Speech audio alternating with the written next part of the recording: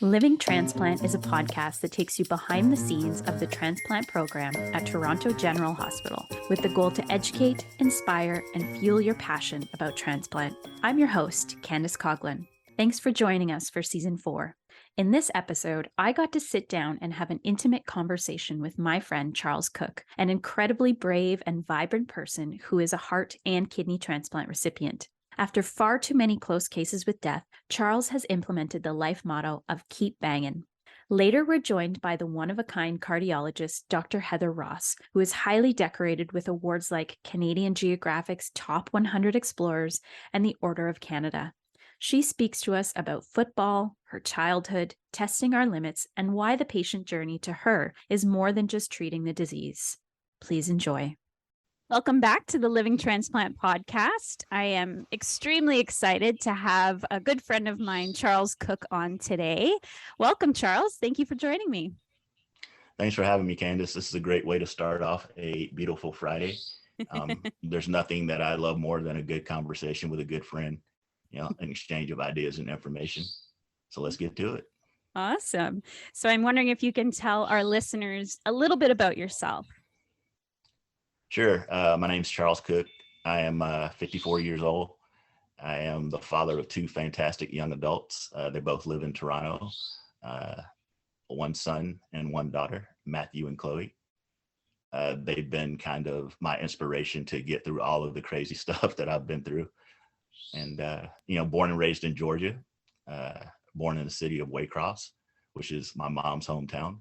Amazing. And can you tell us who is the guest who is joining us today in the background? Oh, that's Millie, our Myers parrot. She isn't on camera or on the podcast officially, but she always has something to say. I love it. That's great. Thinking back to your time in Georgia, can you tell me a little bit about how you came to Ontario and what kind of spurred that move for you?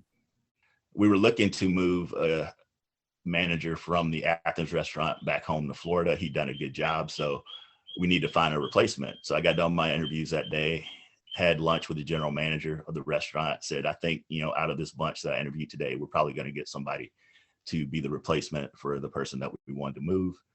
He said, all right, walk me out to my car, have a good day. I was supposed to go to Chattanooga, Tennessee the next day, called the regional manager and said, hey, I'll see you tomorrow. We got some interviews set up. And then, I started driving home. Didn't make it too far and I started feeling funny. And I tried to pull off the road to get into the median just to kind of figure out what was going on. And everything kind of broke loose. I wound up having a massive stroke behind the wheel of the car. The doctor had told my wife that things weren't looking good. My brain was swelling up. There was no movement, no sensation, all that stuff. He said, prepare yourself for the eventuality that if he comes home at all, he being me, he's going to be coming home in a wheelchair. Well, like my mama said, they don't know everything. And 12 days later, I got up and walked out of the hospital under my own steam. Mm-hmm. So we decided the best thing that we could do as a family would be to put ourselves in a situation where when and if something happened to me, then she and the kids would be surrounded by the largest support network available. And that meant moving closer to her family. And so you moved to Ontario. Mm-hmm. At what point did things change health-wise? Okay. So again, another thing, we had made the decision to move. The last weekend that I was in Georgia was Father's Day weekend in June of 2006. Wife and kids back at the hotel. And then we were going to go out and pick up some takeout, bring it back to the hotel. And we were going to have dinner. So my dad was in the van. My mom and I went into the restaurant, made the order. My mom and I walked out into the van and my mom said, hey, they didn't give us our drinks. I said, okay, what did we order? I'll go back and get it. I go back in there and the host is like, didn't you just leave? I said, yep, but you guys forgot our drinks. She said, oh, I'm sorry. I'll go get them. What'd you need? So I told her whatever it was. And she walked back to the back of the restaurant and turned to go into the kitchen to get the drinks. I saw her walk back there. And when she turned, it was like somebody flipped a switch. Lights went out. I collapsed. And then the next thing I remember, servers walking up to me, kind of standing over me, like, "Are you okay?" Didn't really know where I was. I woke up and I'm kind of like, this is weird. And I got up and I grabbed hold of the hostess stand to kind of steady myself. And I said, "I'm okay, but it feels like I'm going to pass out." Not realizing that I had just come to from passing out. I'd had a defibrillator pacemaker implanted in my chest after the stroke. Instructions were, if you ever feel like you got therapy, which is a shock, then you're supposed to call the office and then they can read it and let you know what was going on. Wednesday, I go to the doctor's office and the technician's there. She puts the little like metal donut over my chest where the defibrillator is, and hits the computer and it starts printing out the stuff. And she said, "Oh, you had an episode, all right." And then she said, "You went into VFib." And he sat down in front of me and just started shaking his head. And he said, "I never thought this would have happened." Oh. And he said, "If we hadn't put that defibrillator in you, we wouldn't be having this conversation right now because you'd be dead."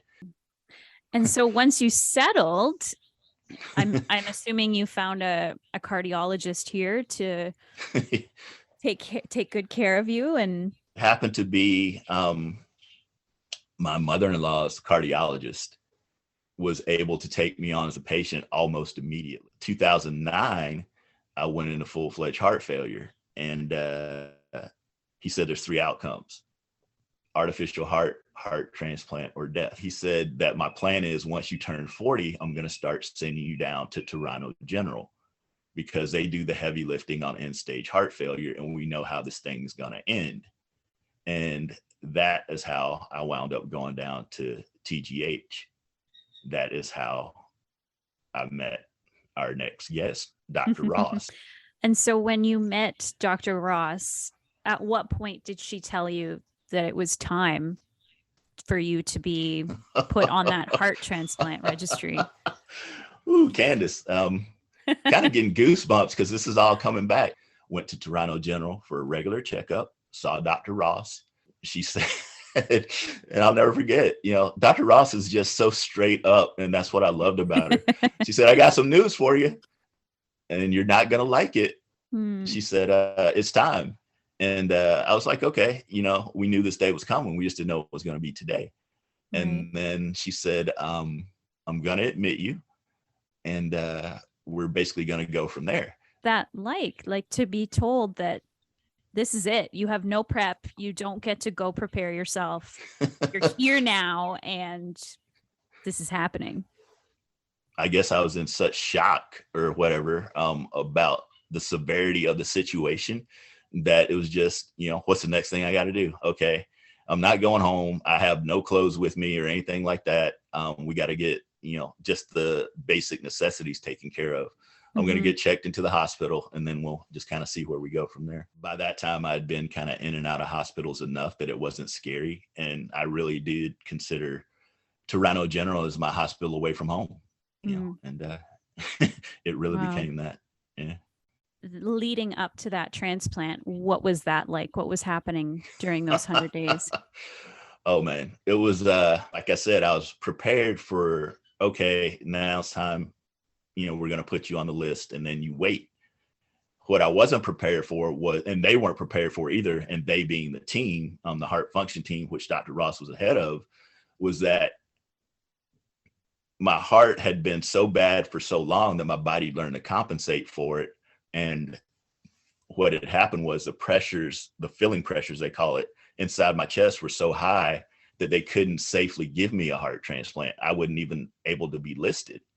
But the reason they didn't send me home was because they didn't think that I was going to live long enough if they let me out the door to come back for a follow-up appointment. So they had to keep me, where they could monitor me. And all of this I learned kind of after the fact. We had a plan. It's like, we're going to go in there, we're going to get this thing, it's going to keep you alive, the pressure's going to come down, then we're going to, put you on the waiting list. And then we go to surgery, and pretty much everything that could have gone wrong did go wrong. I died twice on the table. After he, opened up my chest, he had to do cardiac massage twice to bring me back from flatline. that was rough, but I'm still here, I made it, and through a lot of prayers and support from everybody. Was there something that you held on to, or something that you did during that time that helped you get through those days, or something that? Well, I have the motto, keep banging, Mm-hmm. which I got really through life experience. Just that mindset that life's going to put obstacles in all of our paths. Our job is to keep banging at the one directly in front of us till we knock it down. Then we move on to the next one. Monica basically was there with me every day. She basically put her life on hold to take care of me. Wow. Something that she did not sign up for. And I've always said, we talk a lot about the caregivers. Mm-hmm. If life is a play, I've always had the proper role in this play. I've been the patient in the bed. I know what I can take. There's nothing short of something that kills me that I can't handle. Mm-hmm. But I don't know if I could sit there, if the roles were reversed, and see her in that bed, somebody that I love and care about, and not be able to do something to help them. But she found the strength. And she stayed with me. I told her, you got to be crazy. You didn't sign up for this. And the crazier that the ride has become, the just tighter she holds on. And I tell her now, I hope you never come to your senses, because you get out of here, and quick as a flash. But she's still here, and that's why we're sitting here talking today. And hopefully somebody that hears this, can identify and say, hey, if that guy can do it, then I can do it too. Because I'm just a regular guy who happened to have had, a bunch of crazy stuff happen to me. And from the beginning, I just said, I'm not going to quit, just bring it on. I'm going to keep banging, You kept banging through all of those things that a lot of people would have probably given up at, level 1 or level 2. Thinking about video games as you keep getting higher and higher. Yeah, right. You finally get to the big boss, which is this heart transplant. Right. And so how did that happen? The other thing, besides being down in CVICU for almost 8 weeks with the infection, I lost all that blood, caused my kidneys to run dry for too long. They wound up dying. They thought that right after surgery, we'll put this dude on dialysis that'll jumpstart his kidneys. Hopefully they'll come back on their own, and they never did. So when I wake up and realize, kind of where I am after the surgery, I don't know how long it was down in CVICU. I kind of looked, and there's an electrical cord hanging out of my belly, which runs to a machine called a wall unit, which is plugged into the wall, just like a lamp. And that was weird looking, but that was what I had expected, in that 8 days prior to the surgery. They said, this is what an LVAD does. This is how it works. It runs on electricity. I'm like, okay, all right. But then I look down, and there's these 2 tubes hanging out of my chest, and they're clear. They got some red stuff in them. They're going to this machine. I'm like, what's this red stuff? It looks like blood. Is that my blood? What's going on here? They said, unfortunately, during surgery, you lost your kidney function, and now you're on dialysis. So LVAD, dialysis, phone rings on Friday. Mr. Cook, Toronto General, we need you to come back in for further testing and observation. We've been following your blood work. There's a substance in your blood called LDH that keeps going up and up and up. We need to figure out why. And back to the hospital. Over the course of about a week, they figured out through process of elimination after a bunch of different tests, the only thing that could be causing the increase in the LDH was the LVAD itself, because LDH spikes are created when a large amount of red blood cells are broken down at any one time. So it seemed like the LVAD was malfunctioning. I'm like, this thing's working great. I feel better than I have in years, But the only way to find out if that is what it is they need to take it out and physically examine it by opening it up. And to do that, it needed to be replaced, which required another surgery. So after the 100 days, I was out for 3 weeks, had to go back for a week of testing. And then after that week, we're in May, I have LVAD 2. I get to do it all over again. Had the second LVAD surgery. That went off, with flying colors. And Dr. Badiwala did that surgery again. And before he left, he opened up the device in the OR and took a picture of it with his cell phone so he could show me. And it was literally like a big glob of reddish, grayish junk that would have gummed up the works and would have stopped the LVAD from working, and I would have died. So if they hadn't caught it when they did, again, we're not sitting here, and talking to each other. After the second LVAD, that kept me alive, long enough. Things were working well. We redid the testing 3 months later, and all the pressures had come down like they thought they would. And I remember actually being on the exam table, and Dr. Ross came in and said, yes, your pressures are down. We can put you on the list again. Just she was there every step of the way. I never felt like I was alone. I was always part of a team, and she was my partner. She was the head of the team. They put me on the list, and they tell me that I'm gonna, expect to wait 2 to 3 years. My blood type is O positive. O people wait the longest because we can give to anybody, but we can only accept O ourselves. So I said, okay, I got this thing down. I'm doing my LVAD. I got my dialysis going. Now I'm on the list. I can live with this. Phone rings, Toronto General. Mr. Cook, we think we have a heart for you. Why don't you come on down? Oh, and I'm my goodness. like, there's no way. This is 9 months later when they told me it was going to be 2 to 3 years. I literally sat down on the bed and said, is this call for real? Are you telling me the truth? And they said, I assure you, this call is legitimate. I am telling you the truth. You need to get down here as quickly and safely as possible. And it was a Saturday. And I hung up the phone, and I was kind of like, okay, all cool. But then I called Monica at work, and I had to leave a message because she was in with a client. And I'm like, with the receptionist, I said, I need to speak to Monica. This is literally a matter of life and death. She's like, okay, I'll take a note. And she slid it under the treatment room. And then a few minutes later, Monica called me back, and I was like, we just got the call. I got to go, And so I wasn't cool anymore. And then hung up the phone with her. And I said, if we'd had like a nanny cam or something, then we could have made $1 million off of America's Funniest Home Videos, because I didn't know what to do.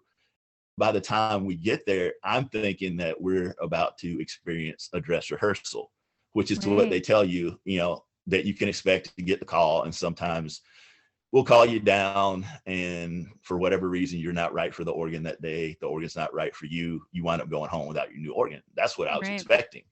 Mm-hmm. And what I wasn't expecting was for everything to go through on the first shot, which it did. The next thing I remember is waking up in recovery, and I had somebody else's heart in my chest. And that was my thought. Was I kind of opened my eyes and looked around, and I was like, I'm alive. Thank you, God. You got me through another one. Then I remember thinking, I'm alive because I have someone else's heart now.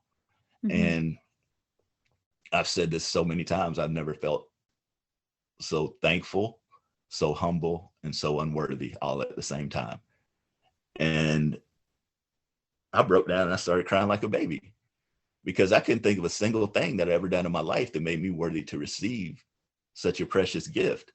Me versus anybody else, I was supposed to be waiting 2 to 3 years, and I got this in 9 months, and I couldn't understand why. And I was like that for weeks, just every time that thought ran through my head. And I really got to the point where I'm going to need to seek professional help if I can't get, this under control. And the way that I finally got right with it was the wee hours of the morning, I was in our bathroom, our ensuite, and crying again. And I'm like, man, just try to get a hold of yourself. The thought came to me that, and what I actually did was I wrote an email to a group that I belong to called Life Donation Awareness Association. They were the first people I'd ever talked to about transplant. Mm-hmm. They found me because they did an article in the local paper about me, living on my LVAD, waiting for a heart transplant. And several people in the group had gone through the same thing. They've been LVAD patients and then gone on to receive a transplant. And I wrote the email just saying, hey, have any of you guys ever experienced these feelings? This kind of guilt, this depression, this, uncontrollable crying and that. And I didn't send it because I talked to myself in the mirror and I just said, think about the person who donated their heart. I tried to get into that mindset. And to me, it had to be an individual who, with their final wishes, wanted to do something to help somebody else have a chance at a better life. I became the beneficiary of that goodwill, somebody they didn't even know. And to me, that was the ultimate form of paying it forward. And so at that moment, I said, I'm going to live my life to honor my donor and their family by doing whatever I could to pay it forward for all the patients coming along behind me. And that's it. That's what drives me now. I'm trying to pay forward not only the gift of my heart, but the gift of my kidney as well. 2 gifts that I've received that I can never pay back, that I can only pay forward. And that's what I'm trying to do. That drives me with everything that I do now post-transplant. And that's why we're sitting here talking about this. I'm going to have you pause there and we'll say hello to Dr. Ross because she has joined us. Hello. Hi. Hello. How is everybody? Doing Good. well. How are you? I'm good, thanks. I'm good. I'm wondering, Charles, if you want to introduce Dr. Ross. Sure. I've called Dr. Ross the queen of my heart function for years. And that's the only title that she goes by in my book. She is the boss, Dr. Heather Ross. And in your words, Dr. Ross, I'm wondering if you could tell us a little bit about yourself. So my official title is head of the Division of Cardiology at the Peter Monk Cardiac Center, scientific lead for the Ted Rogers Center for Heart Research at Peter Monk Cardiac Center, the Loretta and Rogers Chair in Heart Function, the Pfizer Chair in Cardiovascular Research, Professor of Medicine at the University of Toronto. Amazing. That's fantastic. But at the end, that's it. It's a mouthful. But what I would say is, I am a woman seeking to partner with patients to enable the best possible care. That really has been the goal. That's been the journey all along. It's how do we partner with our patients? How do we better understand the patient journey? How do we understand some of the issues related to disparities in accessing care? How do we actually address? How do we truly understand the patient experience and what matters to patients in terms of quality of life? That's amazing to hear from a patient perspective that is, at the forefront of everything you do. And how did you get to that place? Does that thought process come from, way back as a child, or, is this something that's come to you through the years? So there's no docs in my family. But for whatever reason, I remember very clearly my mom asked me when I was a kid, what do you want to do when you grow up? And I was like, I want to be a doctor. Didn't have a way to explain why, just knew it was always what I wanted to do. And then I had a couple of pretty significant experiences. One was when I was an intern and my grandmother had a heart attack. My parents were out of town and my grandmother had a heart attack, and I was the next of kin who was most readily available. And I remember there we were in the emergency room and she'd had a large heart attack, was suffering from acute heart failure. And the doc in the emergency room was sort of, we need to intubate, we need to do these other treatments. And I was, my grandmother doesn't want those done. Her express goals are not to do those things. And I was there and the emerge doc was amazing, listened. We got my parents on the phone. My mom was the formal next of kin, went through all the appropriate processes, and I was able to be there and hold my grandmom's hand when she died of acute heart failure. Later in life, my father developed coronary artery disease and heart failure with preserved ejection fraction. And so I was able to also witness the impact that it has. So, those are two important things that happened. One very early on, probably helped, push me towards cardiology. I was already a cardiologist when my dad started to develop issues.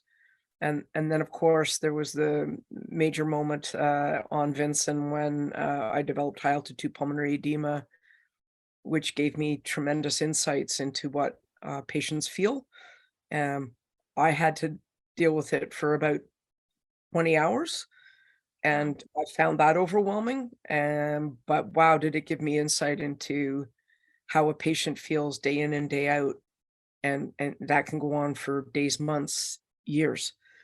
That was a true experience, and I think it made me realize again how important it is to understand what the patient experience is and what patient priorities are.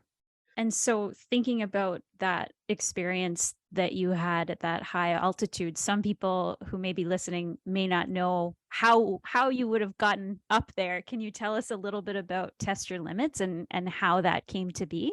Sure. So an amazing doc out of the Montreal Heart Institute by the name of Dr. Michelle White, a beautiful patient, has a beautiful patient by the name of Sylvain Bedard, that many people will know his name. And they did Mont Blanc in, I think it was 2002. And I said to Michelle, "You bastard, you didn't invite me. You didn't invite me. What's that?" And so he was planning a trip to Bolivia in 2004, and he invited me. And the running joke, which I always like to say, is he said, "Hey Heather, how would you like to come down and climb a mountain with 13 guys on Viagra?" And I'm like, what could be better? And that's because Viagra is used for altitude. But so bit of a joke there. But Yeah.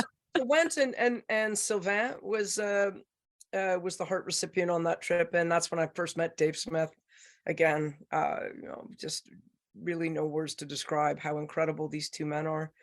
And I really enjoyed the experience. But when I came back, I thought, and meeting with somebody who's been a major supporter of the program, I thought, could we do something bigger Mhm. in terms of raising awareness and also fundraising? Because at the time, the mechanical heart or left ventricular assist device that Charles has talked about wasn't funded, right? Wow. So we had to figure out a way to buy those devices to save lives. And this was before it was funded through provincial funding. So philanthropy was how we did it. And so when we thought about the big Test Your Limits trip to Vincent, it was really around raise awareness and Mhm. raise funds for people with advanced heart failure, research or mechanical devices, right? Like that was really the purview of Test Your Limits. And so in thinking about it, was like, well, we got to do something big. We got to grab people's attention. So going to the Antarctic and climbing Vinson, which is one of the 7 summits, or i.e. the tallest mountain on its continent, 7 summits, probably will be an attention grabber. Right. And that's what we did. The challenge, of course, is that many of these things are limited by issues related to weather. And we were delayed getting started by just over a week. Mm. But the back end of the trip was a fixed date. And so all the rest days that you would plan into a climb, where you climb high, sleep low as part of your acclimatization, all of those days were lost because of bad weather. So we ended up on the mountain with a 7-day window and no rest days possible. And the key things that lead to risk of altitude is exertion, rate of ascent, ability to acclimatize, and we had none of those. And on the summit day, where we were making the bid for the summit at about 200 vertical meters, we could see it. It's in sight. Oh, Myself and one of our other climbers, Dr. Pat Murphy, our SATs were in the 60s. Our O2 SATs were in the 60s, and it was deemed to be unsafe. At that point, Dale was fine. wow. And speaking to how he is just a true team player and understands that it's the journey and not the destination. He said, we go up as a team or we go down as a team. So Amazing. we had 2 guides. He could have gone up and summited. I have no doubt he would have. And the 2 docs on the trip that were there for safety needed to turn around.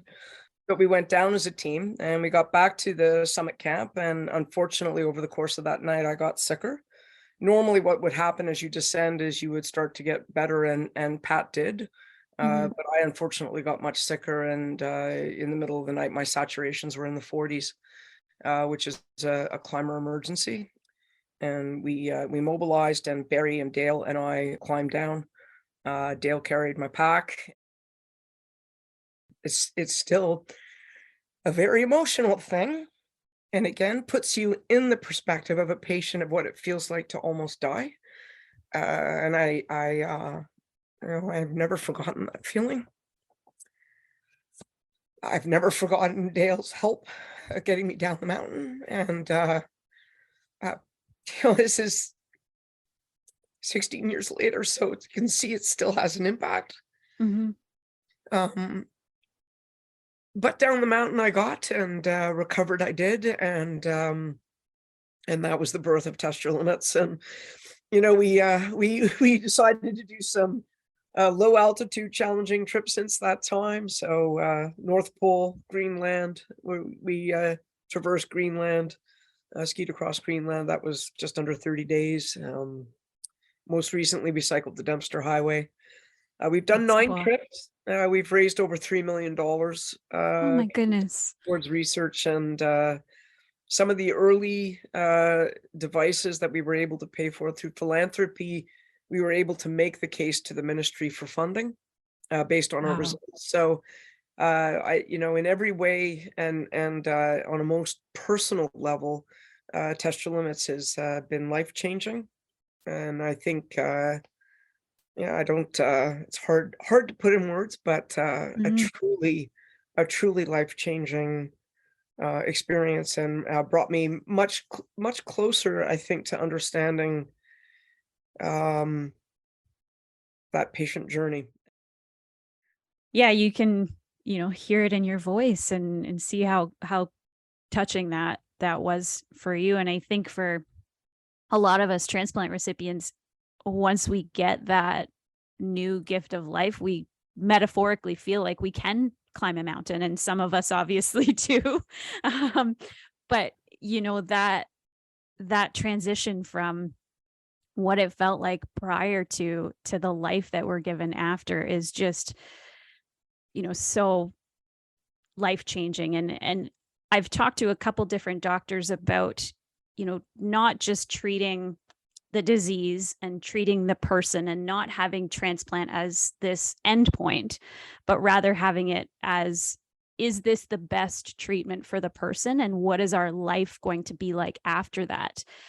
And thinking about that, focusing on the quality of life that you've talked about, how do you have those conversations, and how do you figure out what the best treatment would be for somebody who is in end stage failure to make sure their quality of life is the best, whether it's an LVAD or a heart transplant, or deciding not to have treatment? So the only way I know to have those conversations is openly and honestly. And when I speak to trainees, I tell them some of my key principles to these discussions are never be in a rush. Take the amount of time that is required in the moment. Don't be hungry.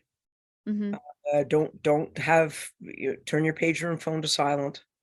There's always somebody else in the chain who can answer, general emergencies, right? Or if you're in a situation where you're covering for emergencies, then that's not the right time to have the conversation. Right. If you can help it, because it is really important to take the time that's needed. Make sure you have the data, as good or as not so good. By that I mean the quality of the information, not necessarily what it means when you're having the conversation. So make sure you have as many pieces of information as you can to be able to give your best valued opinion about what the different options will look like. Because you can't ask somebody to decide if they don't have the information. And sometimes we don't. And if you don't, say that. This is the best information that we have on what your life would look like.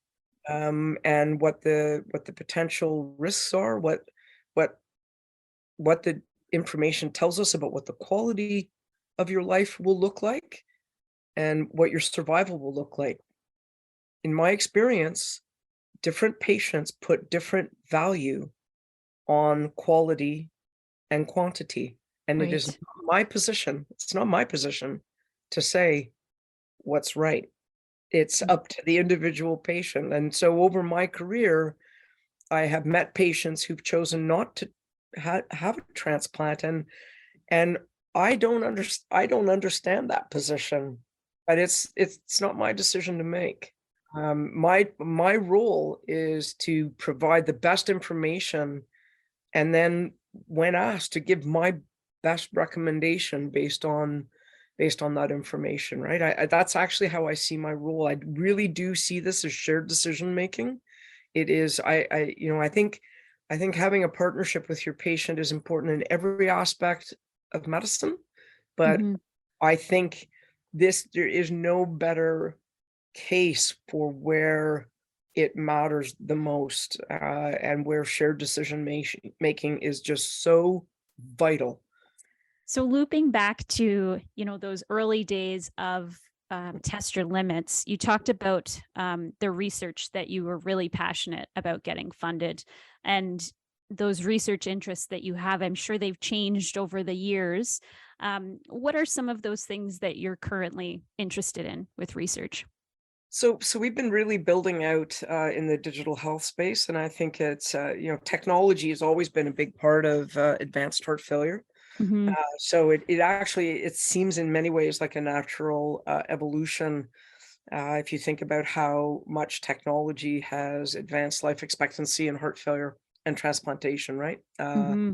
Through implantable devices, defibrillators, gotten smaller, implantable monitoring devices, patch technology, um, mechanical circulatory support, and in all its forms. And I think we become really interested in how we can leverage digital health to improve access to equitable care, recognizing that there are tremendous inequities and disparities in healthcare delivery despite having universal healthcare. We Hmm. clearly identify populations of patients who are not getting access to high quality care, Hmm. whether that be because of where they live, or whether that be because of you know what they look like. Hmm. So it is, there are massive disparities in the BIPOC communities, so Black, Indigenous, and persons of color. This is well recognized, Hmm. but it's been well recognized and nothing's been, I shouldn't say nothing's been done. Many things have been tried, but we still haven't seemed to have really uh, changed it as much as we need to. Hmm. So we have a lot of work being done looking at how digital health and digital health tools could improve that. One of those tools that we've developed is something called Medley, which is a remote patient management platform or program that leverages rules-based expert system, which is a type of artificial intelligence to help manage patients. And it's now Health Canada. It's been for a while Health Canada approved as a Class 2 medical device. And we've had more than 1,500 patients go through the Medley program. And we did a look back. Oh. We did a look back based on recognized Canadian markers of social determinants, and we're really overjoyed to see that based on markers of marginalization, we do actually reach communities and individuals that are in the lowest quintile on marginalization, respected markers of marginalization within Canada. Amazing. Now that is a way for us to say, hey, and they do benefit from Medley. Now the question is, how do we more proactively work with communities to try to improve access to equitable care? So we have been working with the Winnebago Area Health Authority, which is an Indigenous community along James and Hudson Bay. a number of coastal communities with a hospital and moose factory. And we've been working with those communities using a community-based participatory approach. So what does that mean? That means asking the community if this is important to them. And if it is important to them, asking the community in a respectful way to partner to try to develop tools that are relevant to the community, which gets us back to this idea of what matters to the individual patient and to the community, and not what does somebody at a ivory tower think is important to that community. So I think there's so much coming. Technology is so disruptive. What we want to make sure is that there's lots of technologies that are commercially available, right? But what technologies are medically relevant, and in what circumstance and in what community, and if they are relevant and they do work, how do we make sure that we can have that be a sustainable approach? So I think when I think about where the future is, and remember COVID, we were going here already. We've been working on Medley for a decade. So we've been doing a lot of work in this space for a while. But when COVID happened, the expression that's been used is it pushed us 10 years in 2 weeks. So when COVID happened, we had to immediately move to a more virtual or digital environment in order to be able to provide care, because there just wasn't access. Having learned many more lessons or accelerated things as we come out of COVID, we want to make sure that we double down on the space and how it can hopefully improve equitable access to high quality care. That's the goal. Amazing.